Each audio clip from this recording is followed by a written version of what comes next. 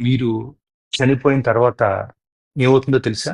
మీ అంత్యక్రియలకండి కొన్ని గంటల తర్వాతే ఏడుపులు ఆగిపోతాయండి. వాళ్ళంతా మీ గురించి మాట్లాడడం మానేసి, భోజనాలు ఎలా ఏర్పాటు చేసుకోవాలో దాని గురించి చర్చించుకుంటారండి. పిల్లల్లో మళ్ళీ ఆడుకోవడం ప్రారంభిస్తారండి. కొంతమంది టీ తాగుతూనే బయటికెళ్తారండి. కొంతమంది బంధువులు వారి టూర్ ప్రణాళికలు మొదలు పెడతారండి. ఇంకొంతమంది భోజనాల్లో ఉప్పు ఎక్కువైందో, తక్కువైందో అని చెప్పి దాని గురించి చర్చిస్తారండి. ఏదో ఒక బంధువండి పెట్టిన ఖర్చుపై అసంతృప్తిగా ఉంటాడండి. మెల్లగా జనాలందరూ వెళ్ళిపోతారండి. కొన్ని రోజుల తర్వాత ఏమవుద్దంటేనండి, మీ ఫోన్‌కి ఎక్కడా అని చెప్పేసి మెసేజెస్ వస్తాయండి. మీ ఆఫీస్‌లో మీ ప్లేస్‌లో పనిచేయుటకు వేరే కొత్త వ్యక్తిని నియమించుకుంటారండి. మీ ఫేస్‌బుక్ ఫ్రెండ్స్ మీరు పెట్టిన చివరి పోస్ట్‌ని ఒకసారి మళ్ళీ చూస్తారండి. మీ పిల్లలు సెలవులు ముగించుకుని వాళ్ళ జీవితాల గురించి ఆలోచించడం మొదలుపెడతారండి. మీ జీవిత భాగస్వామి తమ శేష జీవితం ఎలా గడపాలని చెప్పి ఇంకా ఆలోచిస్తారండి. పండగలు, సినిమాలు, క్రికెట్ మ్యాచ్‌లు అన్నీ ఎప్పటిలాగే వచ్చి వెళ్ళిపోతా ఉంటాయండి. పువ్వులు మళ్ళీ